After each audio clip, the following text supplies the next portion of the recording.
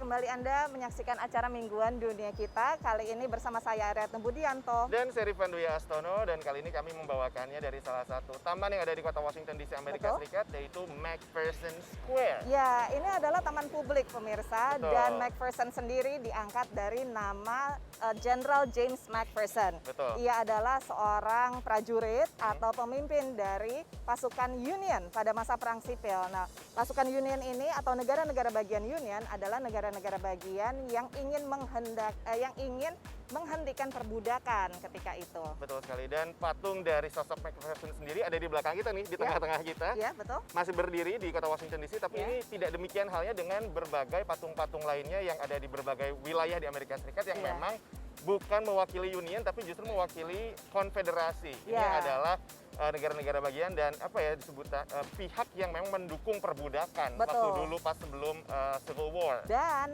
selama ini banyak sekali patung-patung konfederasi di seluruh Amerika Serikat yang sudah diturunkan atau bahkan dihancurkan. Tapi ada nih satu patung konfederasi yang di Virginia ya, sebetulnya ini adalah salah satu negara bagian yang dulunya ini ada negara bagian konfederasi yang belum diturunkan atau belum diruntuhkan lah. Betul. Alasannya kenapa tuh, Nek? Karena patung itu berdiri di sebuah lahan yang merupakan pemberian dari perorangan.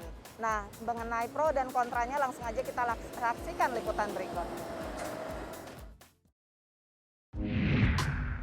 Plaza di Jalan Monument Avenue di Richmond, Virginia ini merupakan penghormatan untuk Robert E. Lee, pemimpin pasukan konfederasi negara-negara bagian selatan yang mempertahankan perbudakan pada Perang Sipil Amerika Serikat. Monumen ini kini juga menjadi simbol gerakan Black Lives Matter. Inilah ungkapan yang ditinggalkan oleh para pengunjuk rasa. Warga berpendapat berbeda dalam menyikapi monumen ini dan sejarah yang direpresentasikannya. I think the monuments are like a stain on the city. They were put there during the Jim Crow era to essentially remind black people of their place in America, and they're a horrible representation of our city and its values and its legacy. A constant reminder of our ancestors and what they had to go through. And I think we should be far beyond this by now, even though we're not. Monumen tokoh-tokoh konfederasi lainnya sudah lenyap dirobohkan pemerintah kota sejak gelombang protes melanda beberapa bulan lalu. Namun keberadaan donatur pribadi, walau sudah lama meninggal, membuat patung Robert E. Lee ini sulit digusur meski sudah ada perintah dari gubernur negara bagian Virginia. The heir to the donor of the land that the monument sits on has filed an injunction that restrains the governor from taking it down, saying that he was suffering harm. It was a harm to him and a harm to the community to take down the monument. It should really allow us to remember the injustices. It should allow us to remember our history, but not erase our history. It saddens me. It saddens me that there's that much anger in people that they can deface them like this. Monumen berada di lahan yang disumbangkan kepada Virginia tahun 1890. Salah satu keturunan dari donatur berpendapat merobohkan patung berarti mengingkari mandat yang diberikan oleh kakek buyutnya saat menghibahkan tanah tersebut kepada negara bagian. One of the first things to kind of grapple with is, what is this? Was it a gift? Was it a contract? Was it some kind of exchange? The statue was a gift from a women's fundraising association. The land was a gift to the state. And the governor, acting on behalf of the state, has the absolute right to do what the state wants within certain parameters with this land.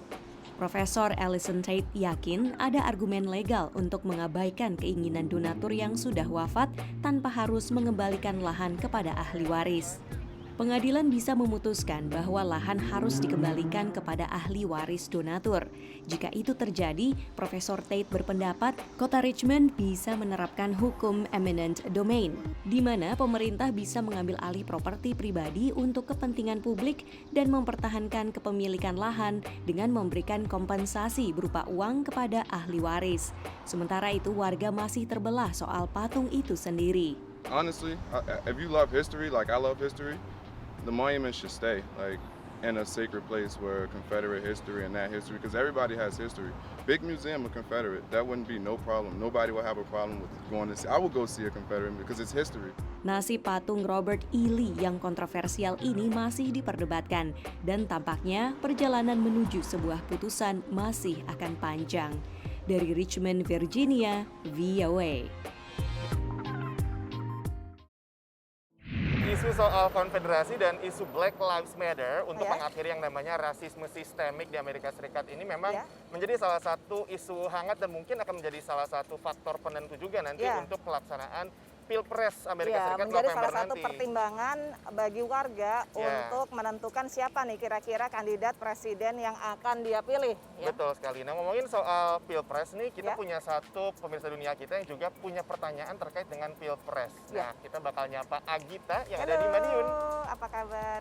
Halo VOA, jelang pemilu di AS, saya jadi penasaran nih, apa sih yang jadi isu-isu penting bagi pemilih diaspora Indonesia di sana? Agak sulit dijawab karena sejauh ini belum ada semacam survei atau jajak pendapat yang mempul atau menarik kesimpulan apa sih yang jadi pusat perhatian atau menjadi faktor-faktor yang membuat mereka ingin memilih presiden Betul. tertentu. Iya. Ini juga berbeda tiap masing-masing individu, tapi Betul. mungkin yang menyatukan adalah isu ekonomi ya nih. Ya, tapi untuk selengkapnya suara mereka bagaimana, apa saja yang menjadi concern atau menjadi perhatian mereka, kita akan bahas di segmen berikutnya ya, Van ya. Betul, makanya jangan kemana-mana, tetaplah di Dunia Dunia Kita.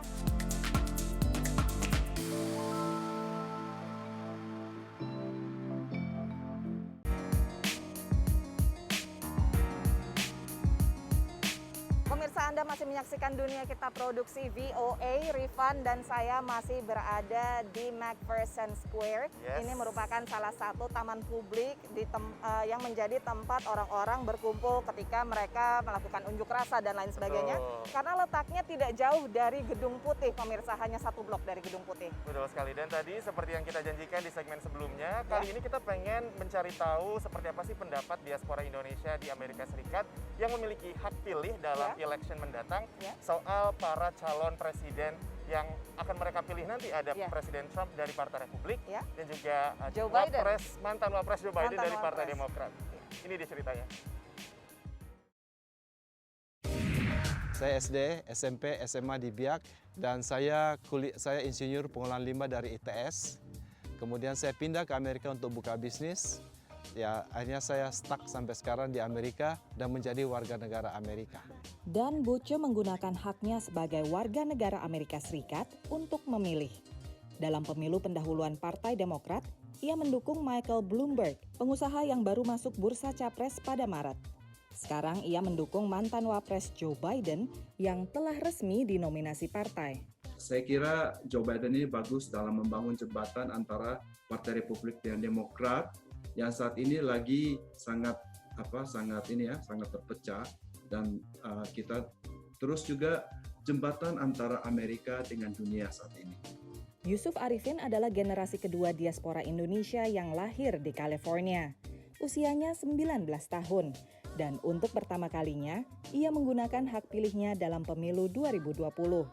Yusuf adalah generasi muda pendukung Partai Demokrat dan mengaku berhaluan progresif.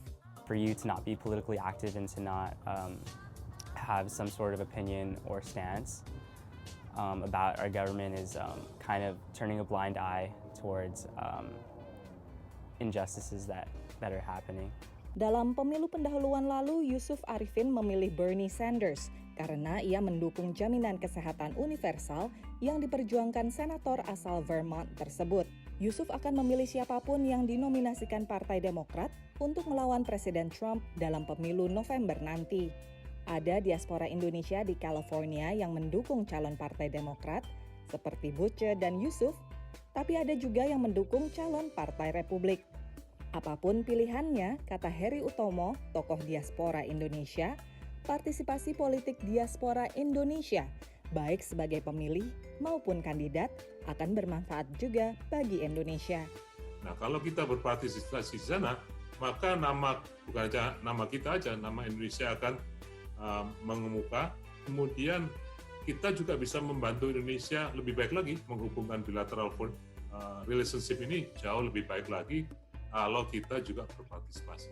Dibandingkan warga keturunan Asia lain seperti Tionghoa, Vietnam, dan India, kiprah politik diaspora Indonesia di Amerika masih belum menonjol. Padahal, kata Harry, kesempatannya sama dengan mereka. Dan sayang jika peluang ini tidak dimanfaatkan. Dari California, tim VOA. Nah pemirsa, itu dia pendapat dari diaspora Indonesia soal sosok Joe Biden yang memang menjadi calon presiden yang diusung Partai Demokrat. Ya, dan bagaimana dengan diaspora Indonesia yang akan memilih Presiden Donald Trump pada pemilu mendatang? Simak pendapat mereka. Saya sih udah sampai di Amerika, saya waktu dulu nggak ngerti, nggak peduli siapapun presidennya, I'm already here gitu loh. Carol Macaleo yang pindah ke Amerika tahun 1989 awalnya kurang peduli dengan politik. Namun setelah menikah, ia mulai berafiliasi dengan Partai Republik. Dan sejak suaminya meninggal pada tahun 2016, diaspora di Loma Linda, California yang bekerja sebagai perawat manula ini semakin serius akan pilihan politiknya. Jadi saya sekarang lihat ini, Trump itu dia nggak suka teroris. Okay. Trump juga dia suka baby gitu, dia mau selamatkan jiwa ini anak-anak bayi, abortion, dia pro-life. Jadi he touch my heart. Dan yang satu lagi saya lihat dia bisa damaikan North and South Korea together. Walau diakui memiliki kekurangan, tapi keberhasilan menjaga perbatasan dan keamanan bagi masa depan Amerika serta ekonomi menjadi alasan utama Carol untuk memilih Presiden Donald Trump. Isu ekonomi juga menjadi poin penting bagi Leon C. Yip, diaspora Indonesia yang tinggal di Diamond Bar, California.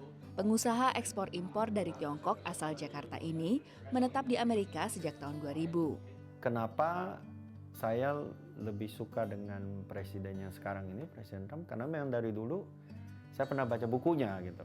Saya bilang, wah ini sebelum dia jadi presiden, saya bilang, wah ini Mr. Donald Trump hebat sekali gitu. Jadi saya berasa, wah saya kagum sekali dengan dia gitu. Kalau misalnya tahun ini dia nggak terpilih, mungkin stock market bisa crash lagi jadi 10.000. Dan Leon memastikan kalau ia akan memilih kembali Donald Trump sebagai presiden.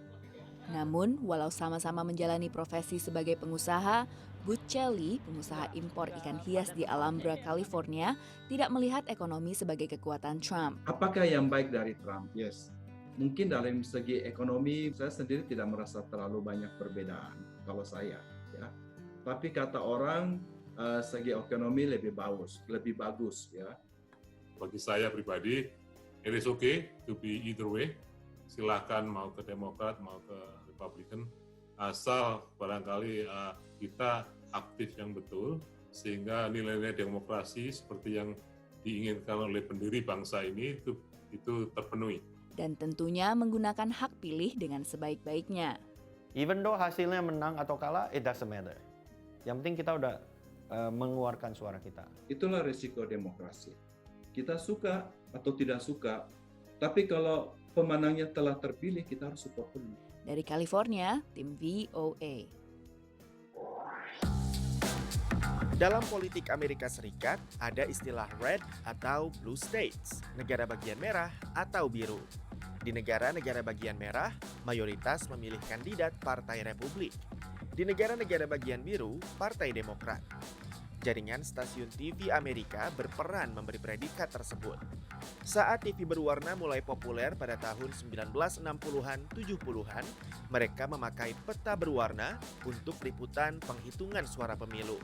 Awalnya tidak ada kesepakatan warna apa yang mewakili sebuah partai. Saat Pilpres tahun 2000, mayoritas stasiun TV menggunakan biru untuk menggambarkan negara bagian yang dimenangkan Demokrat dan merah untuk Republik. Sejak itu, orang memakai istilah blue state dan red state.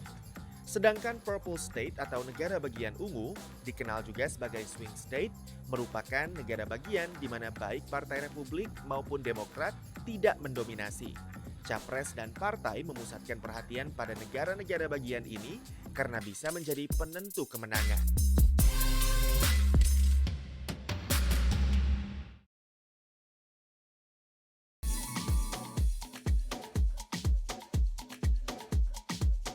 Pemirsa, masih dalam dunia kita dan kami juga masih dari kota Washington DC di McPherson Square, tapi backgroundnya kita ganti. Ini adalah pemandangan seperti apa kota Washington DC di tengah situasi yang banyak orang ini masih WFH juga sekarang ya. Ya, bagaimana dengan orang-orang yang bekerja atau mencari nafkahnya dari sektor industri pariwisata dan industri jasa layanan dan sebagainya. Juga, ya. Betul ya. Nah, ini termasuk yang ada di kota New York. Ini bagaimana sih situasi Chinatown yang ada di sana? Apakah sekarang sudah kembali hidup suasananya atau masih adem ayem karena semua orang masih pada ngendon di rumah?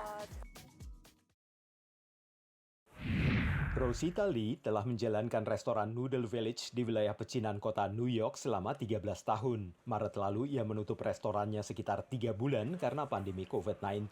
Kini saat bisnisnya sudah buka kembali, penutupan permanen masih menghantui pikirannya. 6月份的时候都有一点想放弃的，没生意的时候真的想放弃了。 Menurut Chinatown Business Improvement District, hanya 100 dari sekitar 300 restoran di wilayah pecinan New York yang kini sudah buka lagi. 因为纽约少了很多游客，6700万的游客没有了，上班的人也少了，因为在附近上班的人每一天来是来30万人，以前。 Tapi sebuah proyek baru secara bertahap menghidupkan kembali salah satu pecinan tertua di Amerika ini. Dine Out NYC, sebuah upaya pro bono firma arsitektur Rockwell Group, memasang instalasi tempat makan di sebagian penggalan trotoar dan jalanan Mount Street. Tempat duduk di ruang luar ini dapat menampung hingga 120 orang dan menawarkan pilihan bersantap di ruang terbuka sembari menjaga jarak sosial bagi para pengunjung. Ini sepenuhnya gratis untuk pemilik restoran di pecinan. 在这么多困难挣扎的情形下面，这是头一个好消息，给人家一个士气都拉起来了。 Berbagai restoran di pecinan mendapat manfaat dari fasilitas ini karena pengunjung mulai berdatangan untuk menikmati semangkuk sup pangsit atau mencoba bebek packing yang terkenal. Menurut Jin Lim yang membuka toko Cheese Start pada bulan Juni, pemasangan instalasi ini membawa penghasilan yang cukup baik. This is like a food court. After this, I think there's a lot of people walking around. When they buy from there, they will always come here and try one or two. Tapi menurut Rosita Lee, masih ada keterbatasan karena pandemi belum benar-benar berlalu. Restorannya yang dapat menampung hingga 50 orang kini hanya bisa melayani 18 orang dan Rosita masih mempertimbangkan situasinya. 希望会越来越好，因为已经做了10多年了，有一点不舍得，而且员工也蛮好，所以我们也尽量可以。 不是亏太多本的，我都是要坚持下去。 Masalah penutupan wilayah, pandemi yang masih berlangsung, diskriminasi terhadap orang Tionghoa dan protes Black Lives Matter semuanya berkontribusi terhadap turunnya jumlah pengunjung ke wilayah pecinan New York. Tapi melihat contoh pemulihan yang terjadi setelah tragedi 11 September, epidemi SARS dan badai Sandy, Wellington yakin pecinan New York sudah punya rekor untuk bisa bangkit kembali. Dari kota New York, VOA.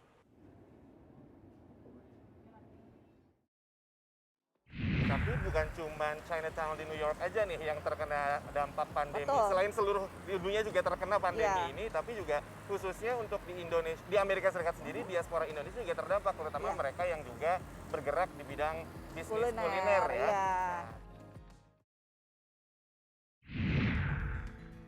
Tak salah kalau ada pepatah mengatakan cinta berawal dari perut naik ke hati.